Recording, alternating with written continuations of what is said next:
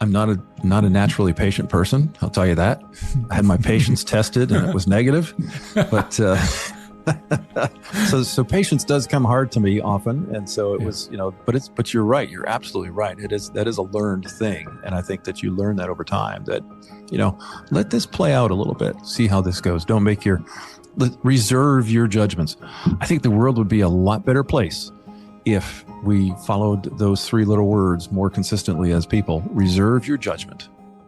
Welcome to the PM Podcast, brought to you by EverTrue Studios, the show that takes you inside the lives of thought leaders, innovators, and changemakers in fundraising, philanthropy, and civil society. I'm your host, Jay Frost. My guest today is Derric Bakker, founder and CEO of DickersonBakker, fundraising strategist, consultant, speaker, and author of A Better Way to Fundraise.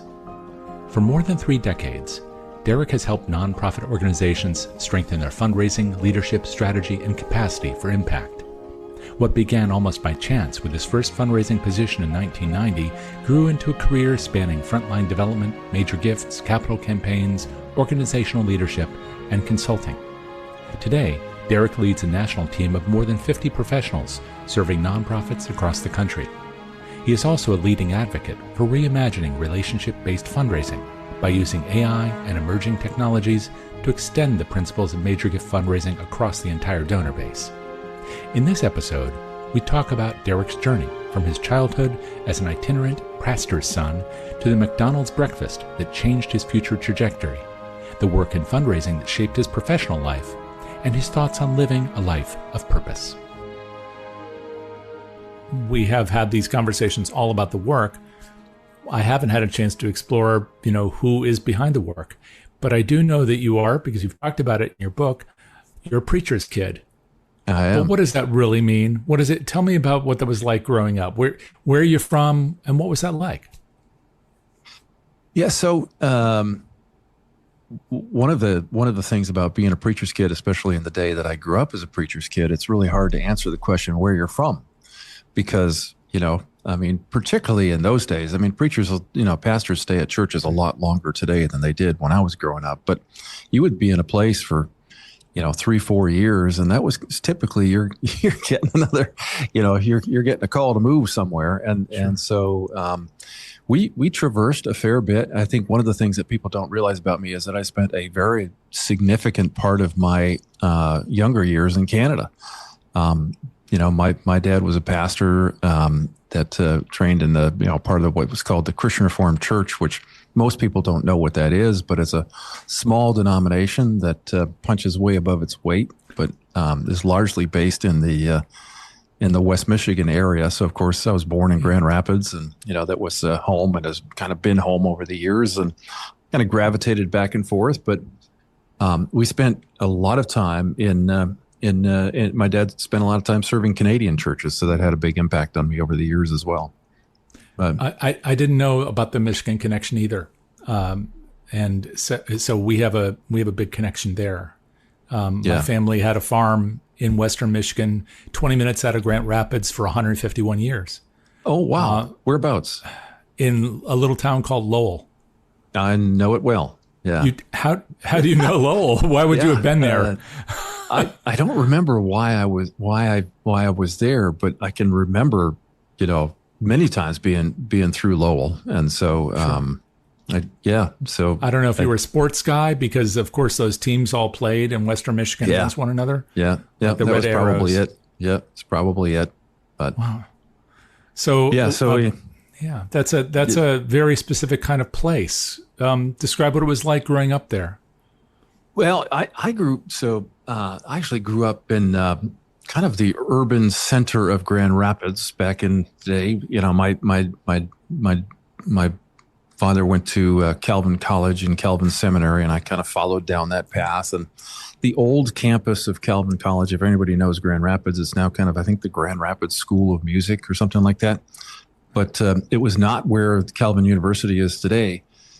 It was on Franklin Avenue, and very much the center city of Grand Rapids, and we lived right across the road from the campus. So there was just constantly students, and I can remember being on the front porch of our house, and sitting there with my mom, and we'd there'd all be a student activity going across the way, and sometimes water fights would break out or something like that, and I so badly wanted to get in the mix of that. But so it was, my Grand Rapids memories are all very positive in the sense of it was a lot of fun living right across the road from the college campus.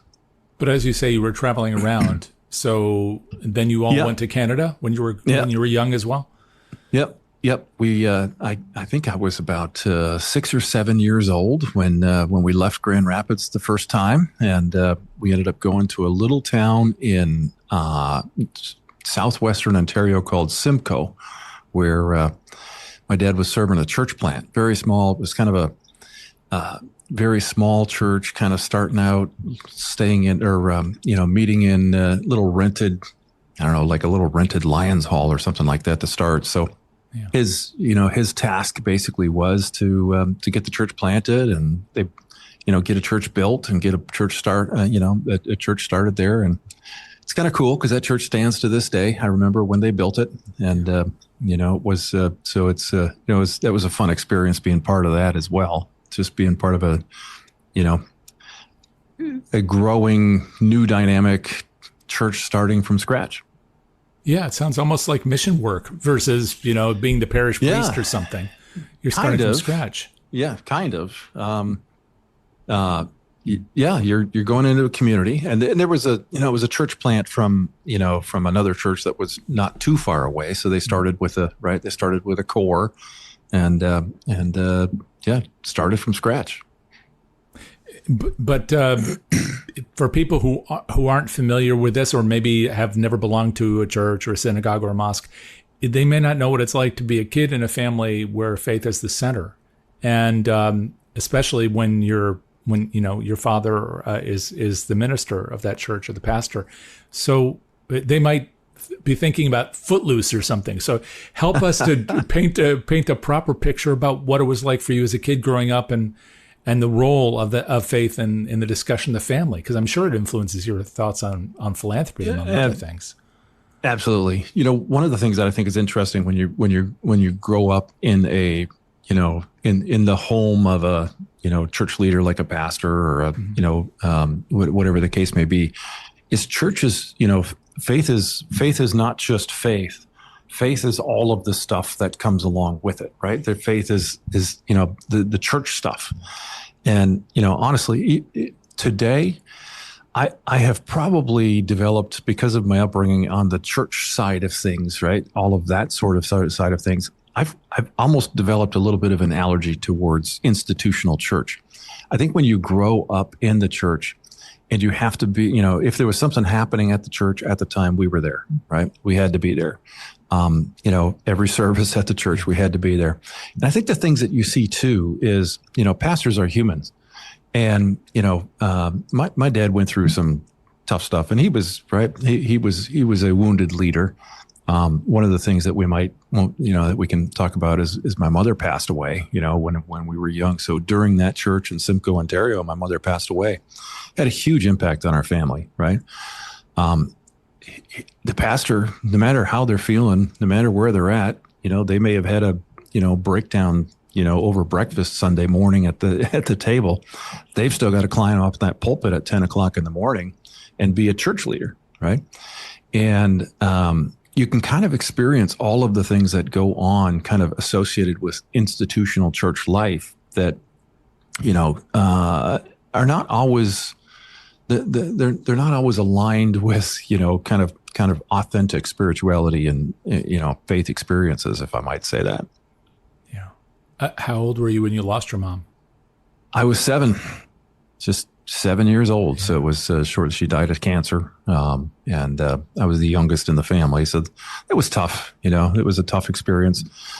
I think it was tougher on my older siblings. I think the thing about when you lose a parent at that age, you don't grieve in the same way that adults grieve or older people grieve. Grieving is kind of a process of time, because when you're 7 years old, you don't really have a sense of what the what it means to, to lose somebody, permanently through death. And it's as you go through milestones, as you get older, I think, and you really start to realize the depth of that loss. Yeah. How many of you are there? How many siblings? There were 5 at the time in the family, and so we've lost one. And when my dad remarried, we gained one. So we gained a stepbrother. So there you were, the five kids at the time, and it wasn't just navigating a different kind of family. And it sounds like a different place from where you were born. But I'm sure it was your father taking care of 2 families, the church family, and then his family, his biological family. I don't know what you could recall from that, but I'm sure it must have left an impression about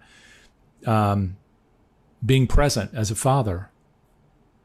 Yeah, it did. My dad was a very dutiful person, right? So the irony is that, I think, my mother died on a Tuesday and he was back in the pulpit on that same Sunday, and so he was the kind of man who was going to do his duty, and he was going to, right. And he came from a generation where, right, you had kind of this stoic sort of, you kind of did your job, you did your duty, you didn't, you put aside how you felt.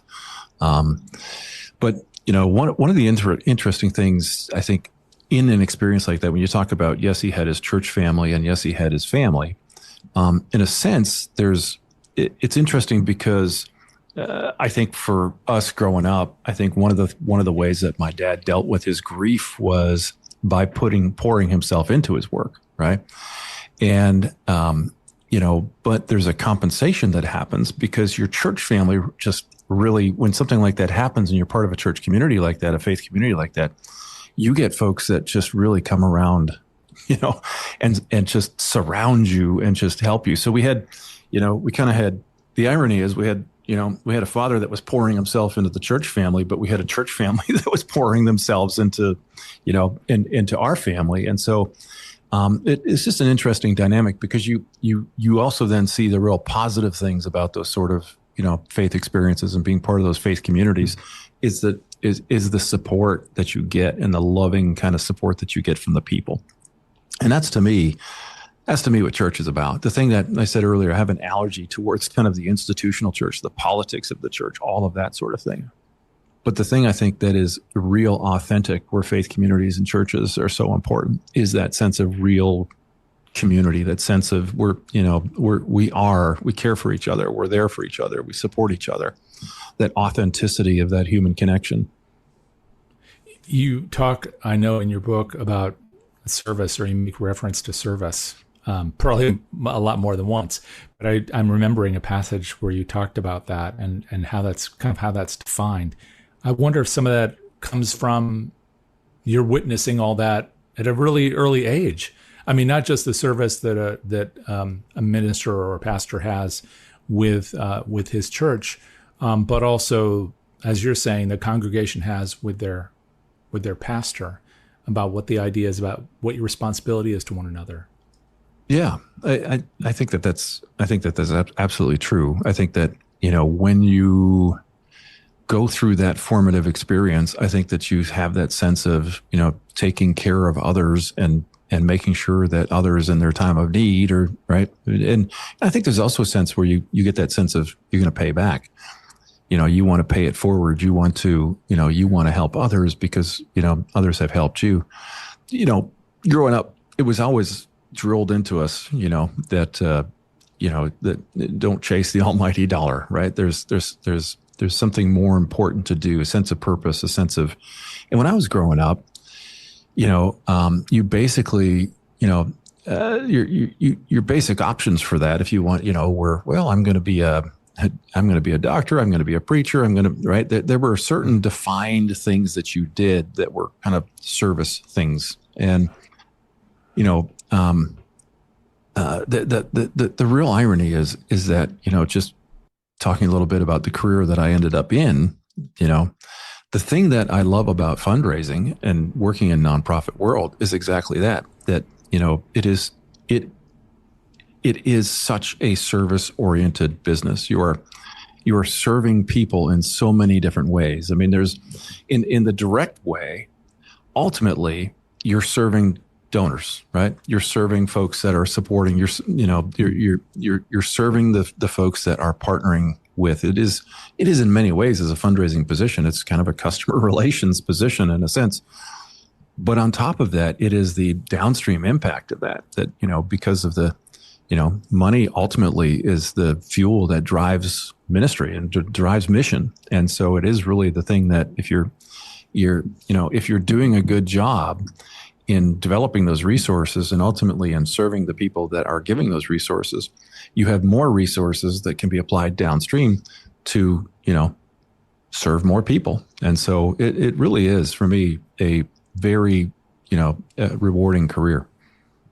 Yeah, I can imagine. Well, I mean, I've certainly found it to be true as well. But I know that we don't always get to pick our clients, so to speak. I mean, it's one thing when you're working for an organization, I guess there's a marriage there of the person and the cause, hopefully.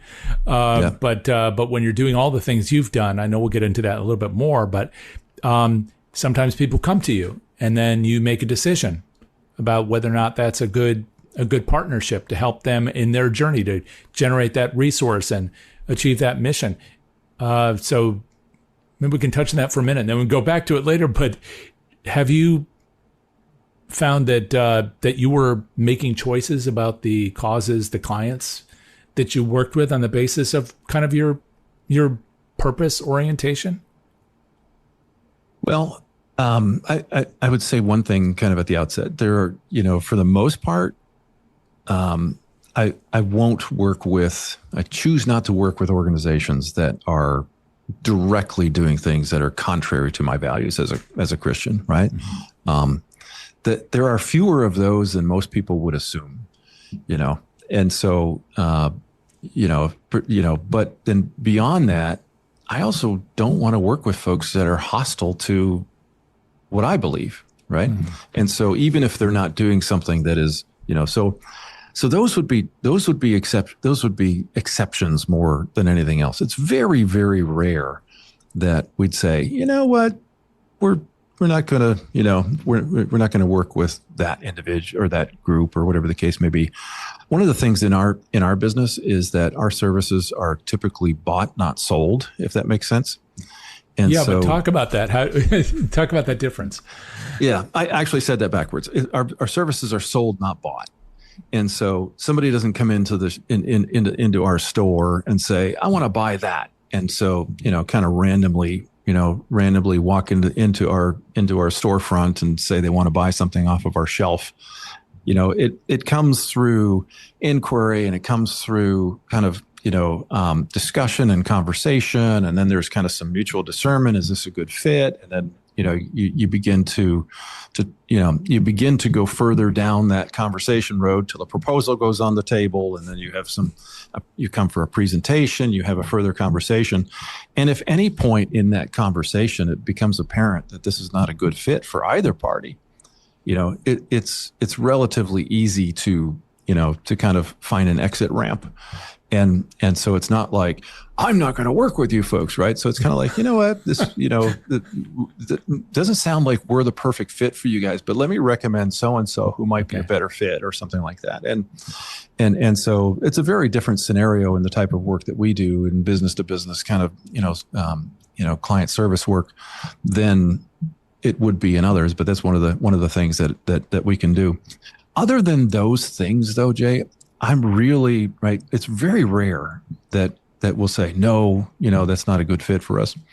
I can remember a time in particular when we were working with it was an organization that did a lot of addiction recovery work. Mm-hmm. This particular organization was super, super conservative. Like really on the very much kind of what you might characterize as kind of the fundamentalist side of the of the Christian continuum. And I remember it was really hard for me because I don't live there. I tend to live in a world of grace, right? And I figure it's not my not my place to the judge. I also tend to be a little more like, the world has more gray than black and white. But, I can remember working with this organization, and in the early going, I just had a sense of, man, this is very off-putting to me. Right. But the more I worked with them and got to know them as individuals and got to know kind of their hearts, I learned a couple of things. One is, again, a lot of kind of where they're at is inherited and is part of their journey, right? So until you really understand kind of what their journey was to get where it is, that, to form, right, to form kind of their mindset. But the other thing I learned is that they were doing something very important, and God was using them in a way that was kind of like, okay, this is actually working. Because what I learned is, for instance, they were very effective at their work. And I believe that two of the reasons that they were really effective at their work is, one is they weren't trying to change people's behaviors. They were trying to change people's hearts. And so, ultimately, if you're going to change somebody who is in a situation with struggling with addiction or something like that, it really involves more kind of transformational heart change. You can't just change behaviors. But the other thing I learned is that when people are coming off of addiction, when they're in those first stages of recovery, they need black and white. They need things to be black and white. It's not till they're further down in that recovery kind of journey that they can become, that they're healthier, they're further from, right, that they can start to live in more shades of gray. But when you're coming straight off of addiction, you need rules. You need very clear black and white. You need very, right, you need, I won't say harsh, but you need a certain level of, right, controlling kind of environment that's going to kind of get you on your feet so that you can start to, right, get to a point of discernment. And it was a good experience for me to really see that and say, I have my opinions, but, about people and about organizations that, first impressions, I'm a big believer that first impressions are often wrong, and I'm always careful to, right, make them for that very reason. So. Yeah, no, that's in and of itself pretty fascinating, because it is, I remember a whole book about it, like Contact or something, that I read years ago, that just talked about the way we make these snap judgments and trying to decide, what is the value of those judgments, and are they accurate? There's a whole big, almost industry built around helping people think fast. Yeah. But what you're describing here, even when I hear the word grace, I think about that too, is a bit of patience. Is that a fair? Yeah, absolutely. And I'm not a naturally patient person. I'll tell you that. I had my patience tested and it was negative, but so patience does come hard to me often. And so it was, but you're right. You're absolutely right. That is a learned thing. And I think that you learn that over time, that, let this play out a little bit. See how this goes. Don't make reserve your judgments. I think the world would be a lot better place if we followed those three little words more consistently as people. Reserve your judgment. Well, I realize we just jumped way ahead into the Derric of today. And so there was a lot that happened between when you were 7 and today. You were traveling around, I know, and it sounds like you made your way back to Grand Rapids and then went off to school. So I believe you were studying, and I don't know where it was, but you were studying biology and chemistry, thinking about Calvin medicine. University. Is that right? So you were at College at the time. Okay. It was at Calvin College. And I had kind of just even getting there, I was not a great student when I was growing up. I mean, like I said, we went through some rocky years as a family, and it had an impact on family members. It had an impact on me. I was a bit of a rebellious child. My stepbrother, who I mentioned very quickly in passing, we were less than a year apart in age, and we were known as the Bakker boys, and that did not have a good boy connotation. And now the thing with my brother is that he was much better at getting caught than I was, and so Oh, I was always a little more careful, and but he was a little more like, don't care. But so we kind of went through kind of those high school years and middle school years, a little kind of bouncing around. I wouldn't say I wasn't a good student. I was involved in a lot of sports and stuff like that. But when college time came, I was getting okay grades in high school, but not from trying. Right? I just happened to do okay. I did pretty good, but Ironically, I had no sights on going to college. I was not going to go to college. I wasn't planning on going to college. yeah. I was actually thinking about starting a little business of my own. And so, Really? yeah. What was the image in your head? What did you imagine yourself doing? A landscaping business, actually. I had done some work on the landscaping side. I'd worked for some landscapers, and I thought, I could do this. I could start my own landscaping business and get that going. And so that was kind of, and ultimately though, I needed to buy some equipment, right? And so I approached my dad about borrowing some money to buy some equipment because I had I had to buy a truck, which, I didn't have money to do, and some other equipment. And so I talked to him about buying, right? Helping me, loaning me some money. He wasn't going to give money. He was never one to give money. And, but about potentially, loaning me some money so I could buy some equipment and get this business going.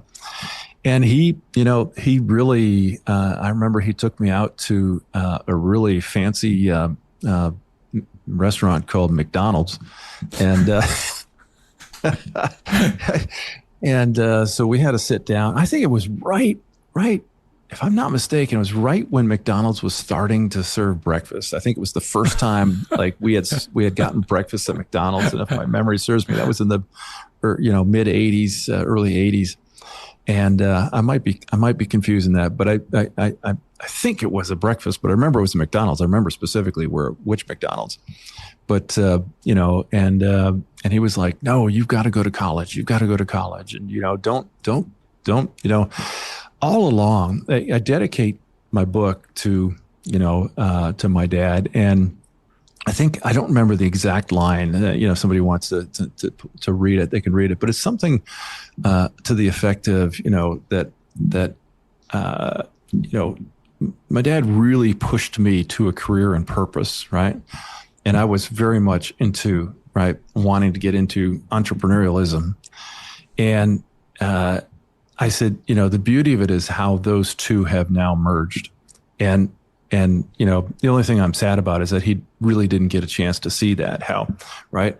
I'm now the owner of a, pretty decent sized business that I own and manage, DickersonBakker, that does a lot of work around the country. And, I would say most folks would say is a successful venture, but it has very much in with purpose, right? And so, the irony is that kind of intersection between purpose and entrepreneurialism kind of came, right? It took a lot of years to get there. And that's the beautiful thing. He pushing me into kind of down these other paths, right? So he was the one that was like, he basically bribed me to go to college. Like I said before, he wasn't one to give away money, but he basically bribed me and said, if you go, I will pay for your first year. And, cause he really wanted me to go. Reminds me of a saying that my wife says as an aside, my kids are all older. They're all grown and out of the house. You go through these periods in your life with your kids, right? You have authority over them when they're younger. As they get a little older, you have to live within the context of influence. You don't, right? And so it's like the most important thing is the influence you have in your kids, as my wife likes to say. But then there's bribery. and that was, ultimately it came, I think in honesty, looking back over the, right, I think it was the bribery that ultimately got me to, right. If he had just taken me out to that McDonald's and was like, you got to do this, Derric, and didn't put the money on the table, I probably wouldn't have done it. In hindsight, in all honesty, I probably would have pursued the other route. But the fact that he was saying, I'm not going to loan you the money, but I'll give you money if you go to college, and just try 1 year, right? He put it on the table, try 1 year. And if you don't want to, right, if it doesn't stick, if you don't like it, then we'll talk again, about getting started in business. And so I did. And that was his school too, wasn't it? Wasn't it? That was his alma mater. Absolutely. Okay. Yes, that was his alma mater. And so, I'm sure he pulled some strings there. And, because the reality was, enrollment was closed. This was, that conversation was happening in like August. And so, we got in the car and within 3 weeks, school was starting. It was that close to, right. Yeah. But he was like, I'm not going to let my son, we're going to do this. And I'm sure he made some calls behind the scenes and was like, if I can get him there, can we get him in? It was kind of how it worked a lot that way back in those days. Honestly, it still kind of does, but, it's also funny what we know and what we don't know about what our parents are doing and thinking. We just, right. Yeah. Especially, now that you are a parent, you realize that even more so, right? You think back on those times, you think, oh yeah, there was a lot going on there behind the scenes that we weren't really privy to, nor did we see the full picture of, but yeah. So you went there and you were studying, and you obviously stayed. You didn't go into landscaping after the first year. That's right. And so, interesting aside, which we can get down into talk through, a little more later, but a little tidbit was when I left for college, my folks, that's when they left for Africa. Okay. So in the book, I share some stories about, right, my parents' experience in Africa. But when I left for college, they decided, you know what, youngest kids out of the house. And of all things, they went off to Africa on the mission field, but we'll return to that later. Oh, well, but that dovetails with the rest of your story. So they went off there, and where in Africa? Or did they go again? Were they itinerant? Nigeria. Were they going to Nigeria? No, so they were kind of itinerant because they joined. Basically, they joined the Christian Reformed World Missions Board at the time, which is renamed now. They gave it some other kind of brand name that I don't even know what it is. But at those days, it was very much just Christian Reformed World Missions Board or agency or something like that. And so, they had identified a people group in Africa called the Fulani, who were nomadic cattle herders. And so they needed somebody, they were looking for missionaries to kind of try to, right, to reach the Fulani. And folks they had not had a lot of success with that up until then. And the reason why they were nomadic. And so this was, challenging. And their language was very challenging. They didn't have a lot of language resources. And so my dad had to learn the language. So his first year, right, was learning just basic, right, some basic Fulani. He was actually very good with language and caught on pretty quick. I think even before going there, he spoke, I think 2 or 3 languages at least. I know 2 for sure. I think 3, fairly fluently. I think he spoke French, Dutch, and English. And so, he learned the Fulani language, and they learned the culture, and off to Africa they went, living in kind of the bush and following this, nomadic tribe. And then meanwhile, you were finishing up school, I'm sure. But I head off to, right. So by the time they spent most of my first year at college, most of that first year, they were in training. They were in there before they flew over to Africa. So, but again, they were in, they had moved out of the house where we'd grown up. They'd sold the house. So it was a process of selling the house, putting everything in storage, going through the training, getting ready to go, all of that sort of stuff, learning the culture and all of that. So they were, I'm at college. One of the interesting things again about that is when you're college students and your parents are off to Africa, it's a really different experience because, it's like, oh, where am I going for Christmas? Right? What am I doing for Thanksgiving? What am I, so it's like, again, it alters your experience a lot because you don't have the same experience as other kids in school that are all going home for these holidays and other things. And so it just, again, when you talk about kind of what's it like to grow up in those experiences, it's interesting. It's different. I never grew up on the mission field, right? So I went to visit my folks on more than one occasion and spent some time there, but I wasn't a missionary kid per se, right? And so, but that experience of being, okay, I'm a freshman, sophomore at college, and I don't have a home to go to, What about your siblings? Yeah. Did you get together with them? And my oldest sister kind of would take me in a bit, but it was kind of like, yes, I ended up going more to friends' places than I did to even my siblings' places. There was a lot of conflict in my family around that time. There was just a lot of conflict in my family for, any number of different reasons. And so, it wasn't somewhere where I was like, oh yeah, I want to go. I had a close relationship with my oldest sister who, after my mom died, was kind of a pseudo maternal figure in my life. But even there was just a lot of things going on. She was struggling with some depression and some alcoholism. And, so going to visit there was always, more than just a visit. Wow, it does sound like a lot to contend with, because when you're a freshman or a sophomore in college, I don't know, I hardly knew who I was, let alone being able to fend for myself on every vacation and figure out how to pay tuition or something like that. That's a lot to contend with. Yeah, I would say college was super formative for me to figure out a lot of that stuff, to figure, it wasn't just figuring out career. It wasn't just, it was figuring out faith, right? It was figuring out, I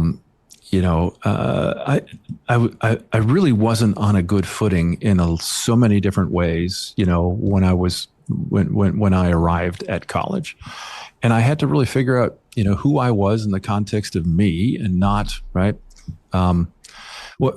Here's something that most people don't know. And this is kind of a secret between us, Jay. We're gonna, okay. I won't tell. but my name is not Derric. Okay. My full legal name is Frederick. And part of why it's spelled funny is that it is derived from Frederick. And it's my dad's name was Frederick. And so, when I was a kid growing up, most of the time I was Freddie, right? So most people from my growing up days as a kid, and even longer than when I was a kid, I mean, I was known as Freddie for a long time. And, at some point, Freddie is kind of like, yeah, I mean, I'm a Carolina Hurricanes fan. Yay, go Canes. They just won the Stanley Cup, and their goalie is a guy by the name of Freddie Anderson, right? Which is cool. So you do see sometimes people that go by Freddie at an older age, but most people don't. And so, but here's the thing. I didn't want to be Fred Bakker because my dad was Fred Bakker. Yeah. And I didn't want to be known, right? And also, right, I didn't know where my path was going to take me. I didn't know, right? And he was a well-known person in the church circles and denominational circles that we grew up in. And he was a larger than life father figure, you can imagine, because, when you grow up in a church and, when your dad's a lead pastor of that church, they had a name for it in Dutch. The Christian Reformed Church kind of comes out of the Dutch, right? Mm-hmm. Dutch heritage. And, they had this word, called dominee. And a lot of times they would call the pastor the dominee, which in Dutch basically means master, right? It means more than a pastor. It means like he's the man in charge. He's the boss. He's the, right? And that was kind of in that kind of denominational setting, and that kind of, in that setting, that there was just a lot that was tied up in being that in a church. And, a lot of expectation, a lot of just a lot. And so I didn't want to be known as Fred Bakker. I certainly didn't want to be Freddie. The funny part was, for a little while we were kind of known as Big Fred and Little Fred, but I outgrew him. I don't know if you meet me in person, I'm 6'4", and I'm an imposing, physical presence. And so as was he, but I grew to be bigger than he did. And so, it was when I left to college, I decided to go by Derric, and I had a conversation with my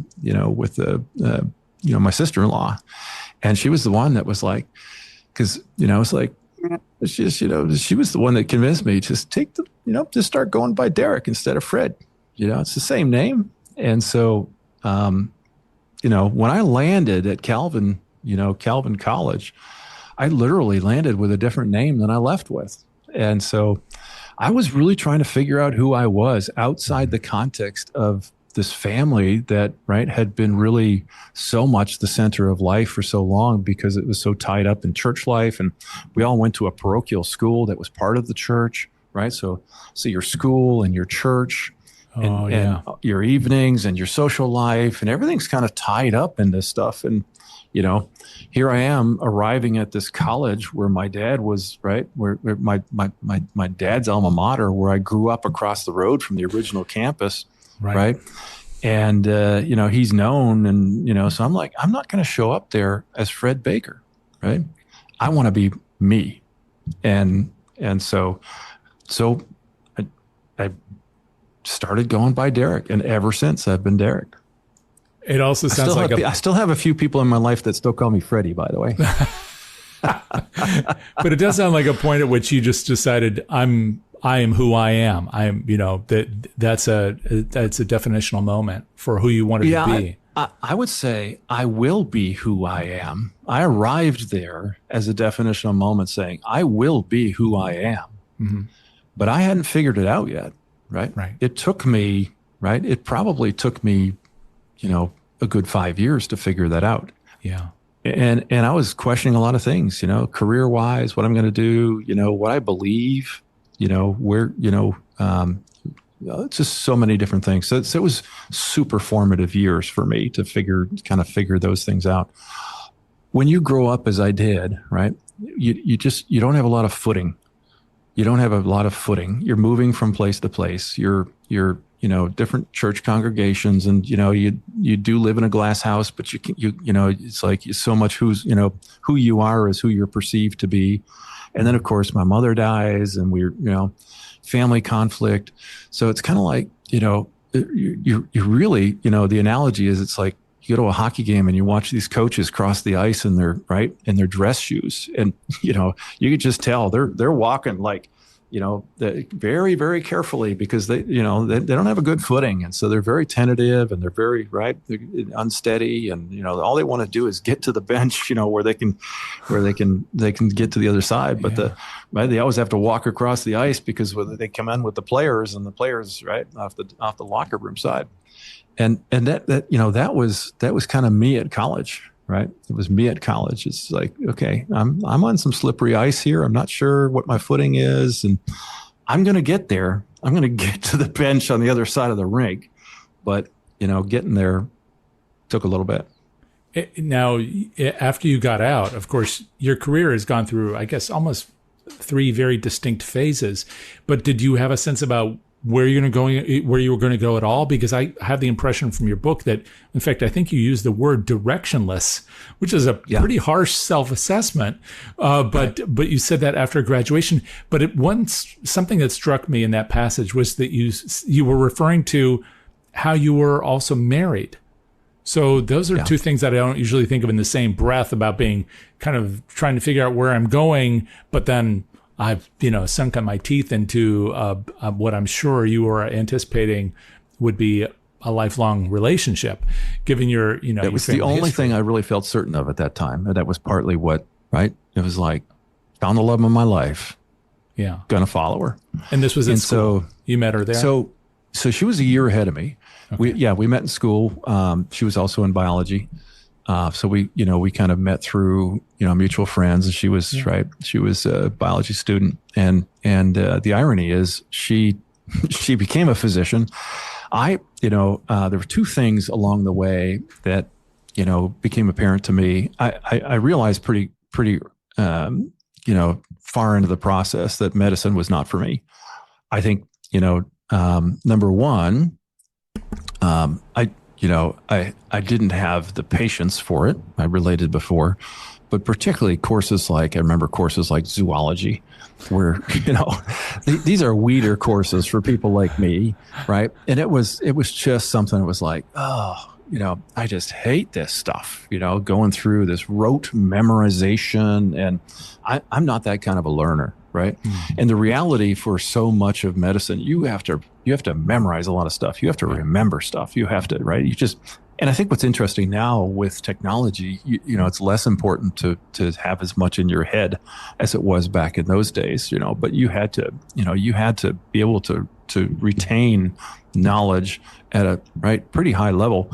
But you also had to be, it takes a lot of work to do that kind of, to retain that kind of knowledge long-term, to memorize that and remember all that stuff. So that was one factor of it. The other factor, though, that was really a key factor is I did a summer in Africa I went to visit my folks, and part of the deal was the mission board would pay for that when you had, if the kids were under 25, they'd pay for you to go over a couple of times and spend some time. So one summer, if I remember right, it was perhaps after between my sophomore and junior year, I think it was actually. And I went to Africa to spend time in a mission hospital. There was a missionary hospital nearby. My folks weren't working there, but very close to them. They had gotten to know a Filipino doctor who ran a mission hospital. That was pretty impressive, actually, that he had founded and was building. And so they asked him if I could come and spend a summer kind of shadowing him and helping out. And so, he was like, yeah, absolutely. So I went to Africa for a summer and spent that summer working alongside this Filipino doctor at this hospital. It was an incredible experience, an absolutely incredible experience. And I show up there thinking I'm going to be doing, who knows what I'm going to be doing. I didn't think that I was going to be assisting him in C-sections and surgeries and this and the other thing, and getting on airplanes and flying into the bush to go, to go, some woman that was, having a bad delivery or something like that, or some, pick up a patient. And, it was amazing that, and actually this is how my folks got to know him, because the missionary agency where my parents lived and worked for had an airplane, and they would use that airplane, particularly to go fly in and see, it was part of the strategy also for this nomadic tribe to, part of it was, you have to fly some places that, to try to meet up with them. Yeah. But they also use that airplane for, as a medical mission. So if they got a shortwave radio from somebody else that, hey, somebody's really in trouble here, they would fly out there, land at on a mud strip, and the doctor would go and so I went on some of those trips, and it was an amazing experience. But I'll tell you what, it also told me I'm not cut out for this, right? I am not cut out for this. And it was, honestly, it seems silly, but it was the body fluids, Jay, the smells, the body fluids. No, if you've never experienced it before. Yeah. But for me, it was like, to this day, right? So it's like normally people can get used to that. I just couldn't get used to it. Your wife is a doctor. My wife's a doctor, and she'll come home with these stories sometimes. And the kids always love the stories, but I'm like, guys, not at the dinner table. I can't, And so it's always kind of the fun thing. Dad can't take those stories. He doesn't, it's like just the ick factor. It's like, nope. I will find a job that does not involve somebody else's body fluids. Very much. Thank you very much. And you did. So you did finish school. Well, I guess you obviously didn't go back to medicine.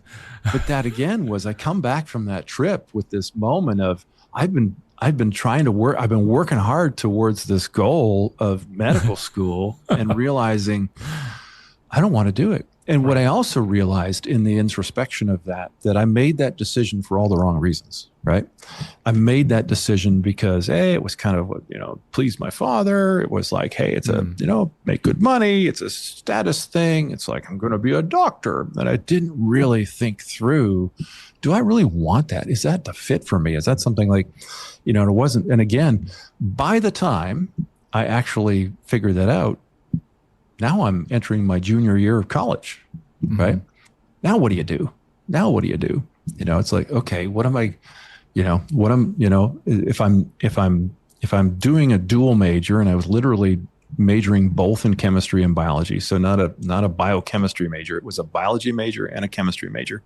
I was getting both, right? Big, right? With a pre-med kind of, they didn't have pre-med was not a major, it was a track. So you had to have certain classes on the pre-med track and certain experiences and stuff like that. And so here I am, it's like, okay, I'm entering my junior year. What am I going to enroll in? What am I going to take? But, it was all kind of sorted out before.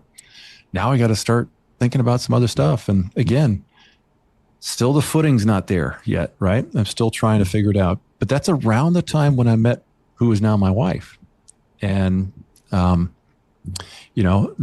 kind of changed things a little bit. That changed the trajectory. That changed that changed a lot of things. And the irony is I did a lot of dating in college. Okay.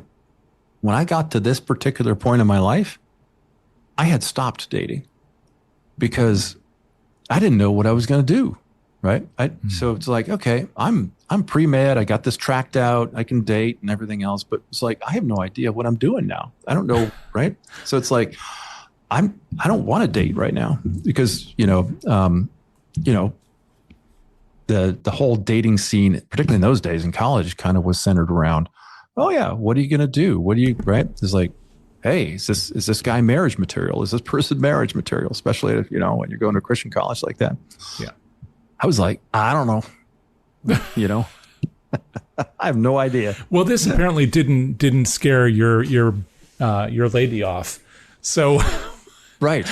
What was the attraction? How did you find kind of heart for each other when you were trying to figure out who you were and she knew exactly where she was going? Yeah, I think she felt sorry for me. I'm sure there was more to it than that. So here's the funny story. Funny story about how we meet. And we kind of knew each other casually through parties and through classes and, labs, biology labs and stuff like that. I had a roommate who had a crush on a girl. And he was kind of shy, didn't really know, right? He was kind of like, okay. So he says to me, will you double date? And I'm like, I'm not dating anybody. And he said, hey, what about her roommate, right? Marinelle. And so just as it happened, and I had kind of met Marinelle and we had good connections but I didn't really know her much at all. But so I was like, okay, that's sure. But it was right. It was very kind of happenstance, to say, okay, yes. And the funny part is we mixed up the time. Somehow the times got mixed up when I was, in the communications between the different people. And, I stood her up. Ooh. Because she was waiting for me to pick her up and I had the wrong time. And so, right. And then I don't want to assume anything here, but this might have been smartphones. This was definitely pre-smartphones, pre any of that. Right. And so, she was kind of waiting for me and I didn't show up. Right. And so she was kind of like, okay.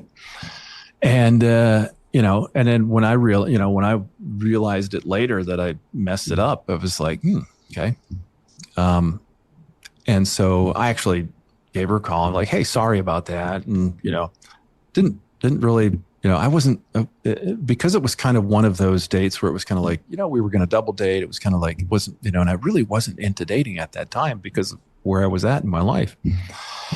And then she says to me, do you want to still go out? And that, in that day, right, that you generally didn't do that as a, as a girl, particularly in the community where we, right, that was just not something you did in a pretty conservative Christian community at a Christian college back in the 1980s, and so immediately that was like, oh, wow, this is something different, right? And I always like independent thinkers. I always like people that kind of challenge the status quo. It's in my bones. It's part, you can read that in the book when that I wrote. And so it's kind of like, yes. And so we went to Chi Chi's restaurant in Grand Rapids. If you grew up in Lowell, you probably remember Chi Chi's, which is the old, chain back then of, and they had these massive margaritas that were bowl sized, right? And so we have, we're sitting at a little round table at the bar waiting for our table, a high top round table. And we both have these like big bowls of margaritas. And I was as nervous as could be for some reason. And I'm a cool cucumber kind of guy.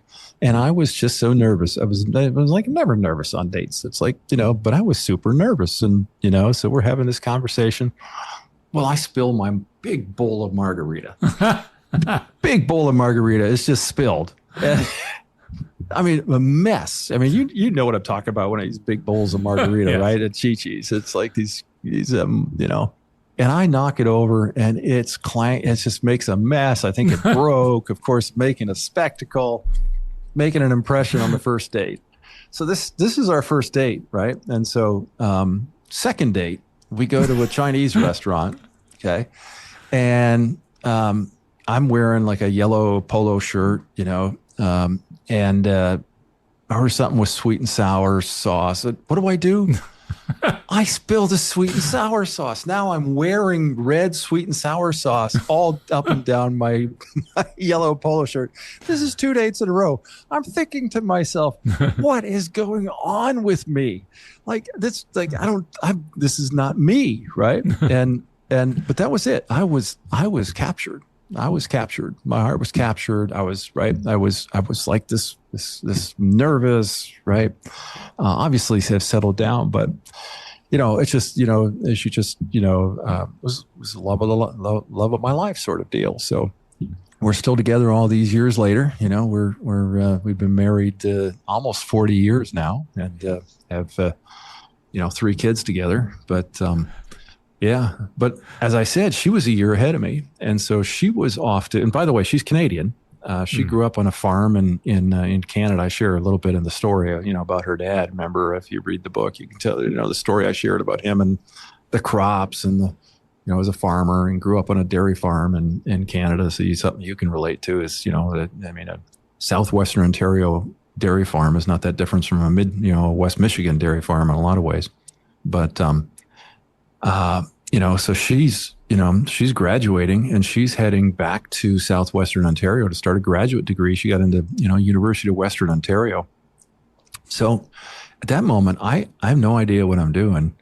I don't know what I'm majoring in. I don't know what I'm, right? So I made a crucial decision. I'm like, I'm going to finish my last year at the University of Western Ontario. So off I went. And I transferred to the University of Western Ontario in London, Ontario, and was like, I'm going to follow this girl because I know what happens with long distance relationships, and I'm kind of like in love here. And so I don't know what else I'm going to do. So off I went. And so that was, we weren't married at that point, right? We were dating and, in a committed relationship, but I just decided to follow her to London, Ontario. I'm just trying to imagine what your father was thinking at this point. I know that you were establishing your own life there, but this was his school. He convinced you to go to school there in the first place. And then there you are following this girl to Ontario. What, did you, get any kind of, clapback from the family about this new choice? A little bit, but not a lot, but you got to understand is my folks are living in Africa. We didn't have cell phones. We didn't have email. We didn't have, right? So you wrote letters, right? And then you waited weeks to get a letter back. I mean, and the only time, and if we had to call, so when, my sister passed away when my folks were on the mission field, and, we had to get in touch with them in that sort of an emergency situation. We had to call the mission board. Then the mission board had to shortwave, right? Shortwave radio to their headquarters in Africa. And then they had to make arrangements for, right? Yeah. My folks didn't have a phone. I mean, there was no phones where they lived. So they had to, right, get in touch with, right, the folks. They had a headquarters there where the plane was piloted. And so they would radio there.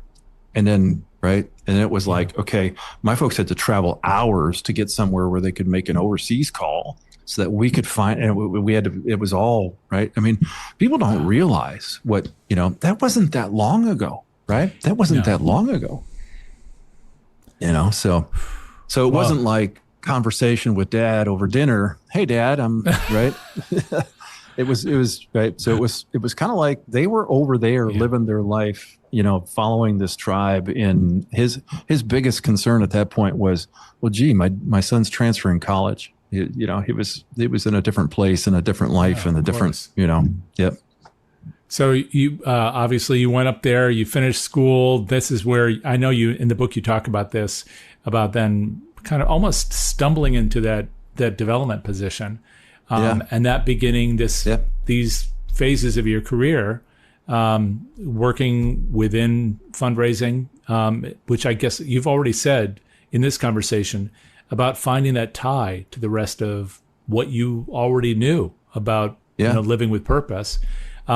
But then, of course, doing the consulting, which was kind of a somewhat different animal, but obviously doing that successfully as well, to finally having this business today. So if you were kind of looking at that whole landscape of that, I know that's taking a lot of years into account, but what's the through line between all of that? Because that's something you've stuck with from the beginning once you found this so I calling? Think coming up, when I landed in, when I finished college, I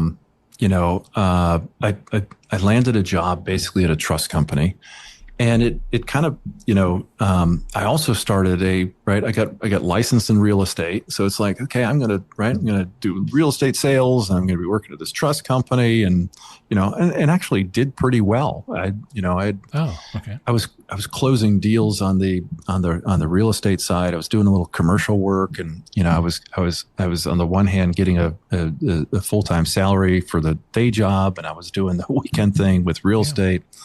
And I had just closed the deal at that time, on a little apartment building that I had hustled my way around to landing this thing and working it and selling it, where the commission on that deal was more than my whole annual salary on, right? Wow. On the, and right around that time is when that phone call came, right? Actually, the letter came. It was a letter from my mother about basically, hey, your dad is sick, right? And so that started that process again of, okay, we got to get a phone call set up. We got it right. But the letter had come. So long story short, it was like, okay, who's going to make that trip? My brother was a plant manager with General Motors at the time, and they were retooling. My oldest brother, he would have been the one to go. But he was in the middle of retooling for a model change. He was like, I cannot go. Derric, can you go? So I'm like, yeah, I'll go. And so I flew off to Africa, and I share that story in the book about bringing my dad back. We went to the Netherlands first, and that was where he was diagnosed, and then was diagnosed with glioblastoma, which is a really bad form of brain cancer, basically. And I guess I was 21, 22, something like that, and so we ended up taking them home with us because they have no home to go to, right? All their stuff's in storage. They have nowhere to go. Yeah. So it's like, well, can't stay in the Netherlands, right? Can't go back to Africa. You're coming home with us. So, we medevac them, right? Me and my mom, my stepmom, back to live with us. And at the time, living with us was in Canada. Yeah. And so we're living there, and we helped him find a place and get him settled. And a few months later, he passes away. But that was a period of time again where I'm doing some soul searching. I'm doing some introspection. And again, he's like, Derric, don't get so caught up into the business thing here, purpose, right? So again, we're having those conversations, and now it's more important to him than ever because he knows he's going to die, right? He knows he's going to die, and he's just wanting, right? He's just wanting his kids to have that sense of mission and purpose and service. And at that point, I'm like, I like what I'm doing. But then my phone rings, and I get a call from a friend of mine who I know through church. He's a younger guy like me. He's an attorney though. And we had some clients in common, and we were both involved in church together. He's a little older than I am. He's got kids at this Christian school. And he says, hey, I'm on the search committee of this, right? For a development director for the school where my kids go. And we think you'd be great. Would you consider this job? And I'm like, if my dad had not been sick at that time, if I had not gone through that experience, I wouldn't have even thought a moment, right? But because of that, I was like, yeah, sure, I'll explore it. I'll hear you out, right? Well, hearing him out, right, turned into this career I've been in for 36 years. That was my step into fundraising, my very first step into fundraising. When I took the job, I didn't even know I was getting into. And, in our last conversation, I shared some about, the only person that I had any connection to in the fundraising world when I took this job was the fundraiser for the missionary agency where my parents were missionaries. And so I called him up, and I'm like, I just took this fundraising job, and you're a fundraiser. Can you, right? And he was the one that was like, hey, you know what you got to do? You got to go to Chicago. You got to get, I know Jerry, I don't know if he was they were on some association or something. And so, we know Jerry is a legend today, but back then he wasn't a legend. He was just a fundraising guy like the rest of us who was, putting out some good stuff and was developing his name. And so, but he was doing those training courses, and so he signed me up for that. And because Jerry knew Derric a little bit, he agreed to do some coaching, right? Some coaching if I came to Chicago, right? He would give me he'd give me some time, and so I would traipse out there, right? But that was how that's how I learned the craft. And to me, there's so right, whether you call it divine, providential, serendipitous, but when as that path kind of opened up, and what I became so aware of, Jay, was that this was such an intersection, of what I was kind of good at and what, right? So just immediately this field that I had never heard of before in my life, right? I'm learning it and doing it and learning from people that turn out to be the masters, and then putting it into practice and just loving it and every, just every bit of it. And that's when I really found my footing in life, to be honest, right? When I found that, it was kind of my sense of purpose, my sense of calling. And like you said, my career has kind of gone through several chapters, as time has gone on. That first chapter was learning the craft, right? And then being that practitioner. And so I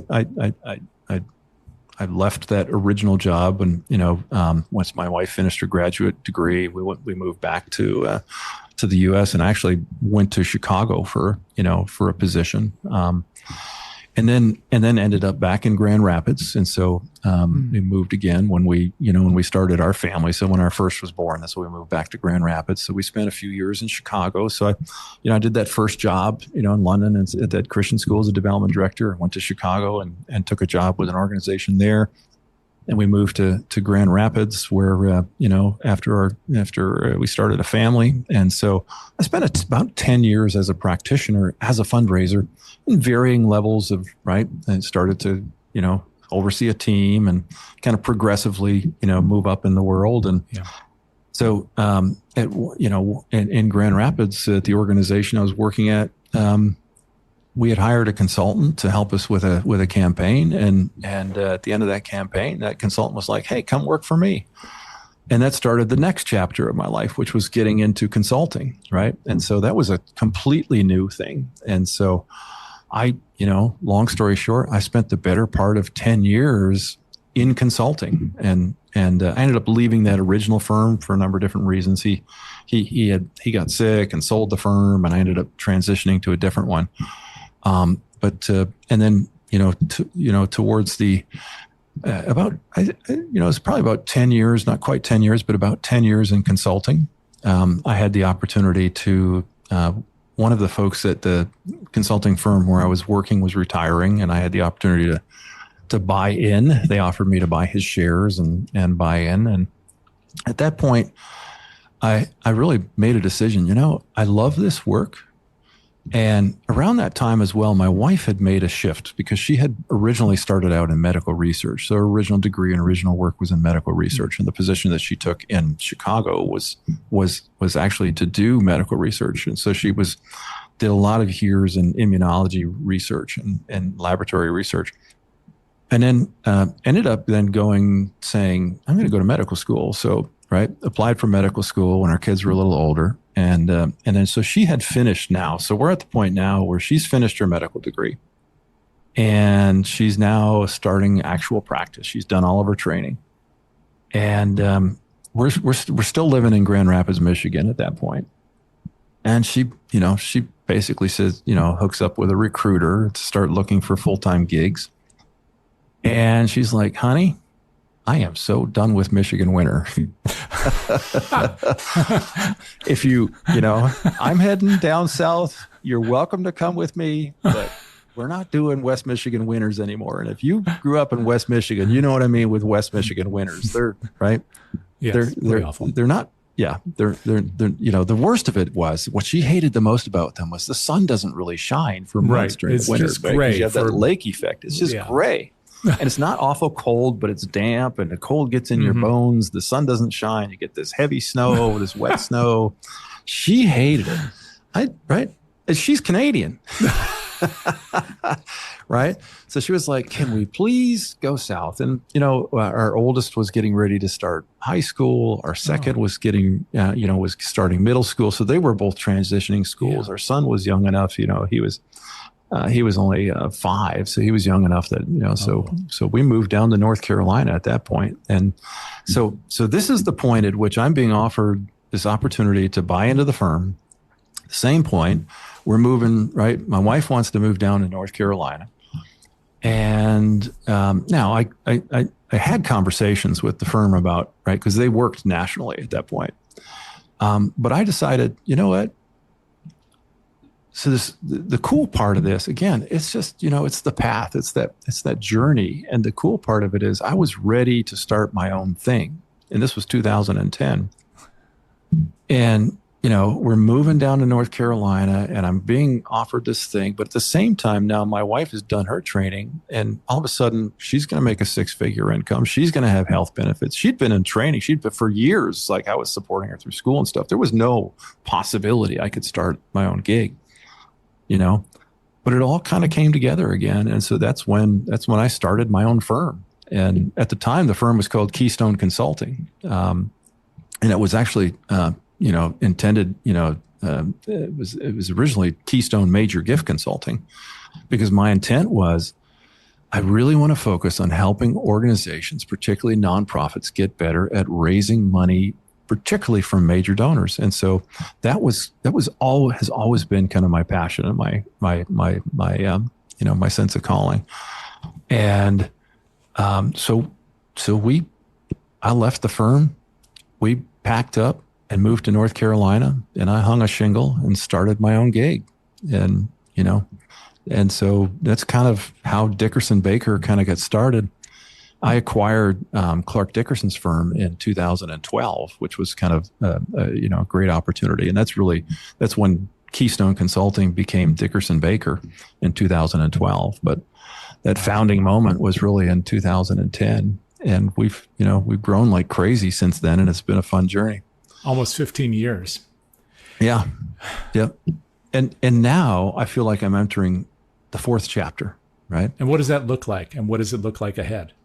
So I turned 60 last year, or last April this year. I turned 60 in April, and it was fun. We had, and I, it's just a number in a way, but it is. I think it causes you to think about a lot of different things, and the firm has kind of gotten to the point where,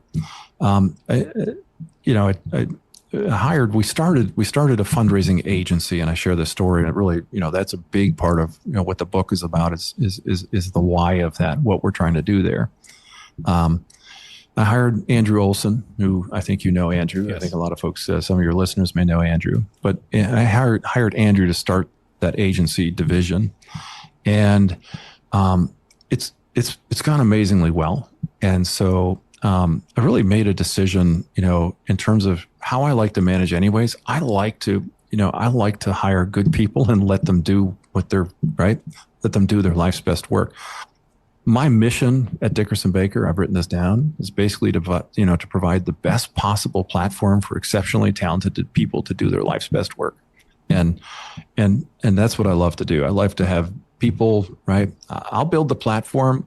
If I can recruit exceptionally talented people to come in that are aligned and that share kind of the vision and the purpose, I want to get out of the way and let them do their best work. And so this past January, I promoted Andrew to be president of the firm. I had been president and CEO. So now we reorganized. We also reorganized kind of a lot of our leadership structure, but to say, what, other people are going to run the day-to-day, and I've got a really good leadership team. Andrew's got a great leadership team. And so, really that allows me now to shift from being nose down, tail up every day, managing the day-to-day business, which I've been doing for much of the last 15 years, to really start thinking about things like, hey, teaching and speaking and it really is, this passion of mine is centered on this thing that we're calling a better way. It's about, and really the better way is not even just about a better way to fundraise. It's really about just finding a better way to do the things that we do in the nonprofit sector in particular, So it's like, started with fundraising because that's kind of been my whole career. It's like, things are not working the way that they ought to. Things are not, I've been saying lately, it's like, it's not just that fundraising is harder than it used to be. Fundraising is feels harder than it ought to be. And, especially when you really believe that people are generous natured at heart. They want to give, they want to help. But we've kind of gotten misaligned in our industry on so many different things. And that's all in the book. And that's that's a whole other conversation. But my kind of sense of calling and mission and purpose right now is really to be all about leaning into other people and the industry and trying to help us get better, help us, and a lot of that is looking at, where are we stuck? Because I do think we're stuck in many different ways. We have research on that. We're stuck in a lot of ways in the nonprofit space. And some of why we're stuck, I firmly believe, is because we're leaning too heavily on kind of old habits, old traditions, on old assumptions. And the ground has shifted so fast. And I think this is one of the things that nonprofits are really struggling with today. You and I have been around a little bit, right? I've been doing this work for a lot of years. I feel like, looking back on my career, the pace at which things are changing today is so much faster than they ever have before. The change that has happened, the fundamental changes, and now with AI in the last 5 years, and it's really, looking back at COVID, there was tremendous change that came out of COVID. And then AI layered on top of that, the internet age and all that sort of stuff. It's like the pace of change has gone so fast. And nonprofits by nature are not nimble, right? We're not nimble. And it almost seems like the pace of change has so outpaced, right, that it's really creating a lot of challenges. And we've done surveys on this. It's like there's remarkable consensus in the nonprofit world that we need to make changes. And there's actually remarkable consensus about the direction we need to go in a lot of these changes. The challenge is getting those changes made fast enough and implementing those changes and getting all of those pieces and parts put together. That's the challenge. And so it's really putting a lot of strain in the system, and it's showing itself in things like burnout rates and the challenges that we're having financially. And it's just, that's the environment that we're in today. And that's what I'm really working on speaking into and talking about, really, it's like there's a better way to do things than we're doing them today. And without going through all of that, because people can read about it and think about it, but there's probably something like a central piece of that's driving you, the change that you want to see. What is that, if you were to put a label on it? I think that at its basic essence, right, fundraising is not fundraising, it's philanthropy, right? When you think about the actual definition of philanthropy. And I think that we are wired in such a way that whether it's from our creator or otherwise, that we want to help our fellow person, right? And when we really understand, when we can be empathetic and understand, right, we are wired in such a way that we are, right, a generous creature, and we want to help, and we want to help folks. And that, when you hear those stories, and the natural thing that people have is, what can I do to help? Right? When you make that human connection, what can I do to help? And that's what philanthropy is all about, right? It's all about helping other people. It's all about making the world a better place. It's all about, that's what it's about in essence. And so, there's a beautiful thing to that, but so much of kind of the way we do fundraising today, we've lost touch with that. It's really been, it's more about managing audiences and all of the things so the irony, the great irony is that, on the consumer marketing side, our colleagues over there are realizing that the ground has shifted. We need to move more towards a relationship-based kind of marketing system, et cetera. And there's so much evidence of that. And on the fundraising side, we've moved down this path towards kind of, consumer marketing kind of mentality and transactional fundraising, that we are more disconnected from the human experience in fundraising today than ever before. And I think that that's affecting a lot of people, because it's the reason that you get up to do this work every day, right? Is that reward, that sense of purpose. But if you're not seeing that sense of purpose anymore in your work, and you're just doing more and more and more, we're going to lose more and more people, but we're also losing kind of the very definition of what this industry is about. And so my push is to move us back to kind of much more relationship-based fundraising, more personal connection. And here's the incredible irony, and I think it's also the biggest risk that we face. This new technology called AI is giving us the opportunity to do that in ways that we never could before. That we can scale high touch philanthropy in a way that we never could before. We can scale relational philanthropy and relational fundraising in ways we never could before. But I think, we're at this turning point in how we use AI.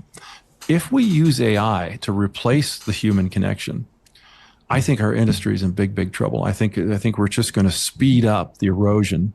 And it's, there's a new study out that I just actually posted on today on LinkedIn about it. They did a study that showed two things. One is AI is actually more persuasive than people are, right? Including professional fundraisers. So all of the training that I gotten over my career, all of the experience that I have, an AI bot is actually more persuasive than I am. They've showed this in the study. But what they also showed is that when people find out that it is an AI bot, all of a sudden that all falls apart, right? Yeah. And so it's kind of like, yes, we can be technically better over here, but is it really better if it undermines the very thing which is the fundamental trust relationship that's right out there? And so to me, the whole thing is about how do we use AI to optimize all of the work that we do in the spaces between the human connection that happens on either end of that chain. And the more we can do that to scale the numbers of people that we can connect with to make it more efficient. But as long as there's a human on one side and a human on the other side, I don't care how much AI gets used in between. But if there's a human on one side and an AI on the other side, and the human doesn't know that's AI on the other side in particular, I think we're in big trouble. A lot of our conversations started with a couple of things. One was about you really wanting to be an entrepreneur, determine your own destiny. I mean, from the landscaping business until this business you started 15 years ago, or bought into, but now it's definitely your business. And the other was about this kind of pastoral element on all of it, not just at home, but I mean, what you saw from the very earliest age. And when you're talking about some of this, I don't know, I hear almost an echo of that kind of pastoral way of thinking about these things. Am I hearing you correctly? Yeah, I think so. I am very much a relationship-based person. Hospitality is one of my gifts. People that know me love that I love to host. I love to sit down and have conversations. I love to connect with people personally. And so I absolutely, I think that for me is what I've always loved about, this career is it's the opportunity to just connect with amazing people and to get a sense of their heart and their purpose and to help them line that up. Right. I think one of the things, that struck me the most of, my fundraising career. So one of the largest gifts of my career up until then that I had ever been involved in soliciting, kind of went down in such a way that I was instrumental in kind of closing that gift in terms of bringing that gift to the table. And when I thanked that couple at the end of that process, when I was like, thank you so much for investing in this, you know what they said to me? They said, no, thank you, Derric, because we were you kind of helped us find the place. We knew we were going to give this money, but we were struggling to figure out where and in what way. And this was a God thing, is what they said, They literally said, this is an answer to prayer. And it was like, wow, Wow. Does that ever flip the script? And so, having that opportunity to work with, folks like that and just kind of help guide them into a situation. And in that particular case, this was a teen challenge center. And this was a family that had lost a child to addiction. And they were going to help kind of get this, Their funds were instrumental in getting this particular teen challenge center started in the greater Toronto area. And, they had a certain amount of, they had sold some property. They were very wealthy folks, but had some property, and they were looking where they wanted to donate this. And it was like the perfect thing, something to do to honor their, the child that they'd lost, but also to help other families. And for them, it was so meaningful for them to kind of give back in that way. And it was an amazing experience, But it was really clear to me, This is so about, the best fundraising is always about human relationships. Well, that's it for this episode of the PM Podcast. You can learn more about Derric Bakker and his work at DickersonBakker.com. Our thanks to our sponsor, Evertrue, the global leader in donor engagement and fundraising intelligence, helping nonprofits find, engage, and inspire their supporters. Our producer is Jack Frost, and our theme music is Moving Out, Moving In by Jay Taylor, courtesy of Epidemic Sound. If you enjoyed this conversation, be sure to subscribe and check out our sister shows, Frontlines of Social Good and How to Raise, all part of the Philanthropy Mastermind series. Until next time, I'm Jay Frost. Thanks for joining me.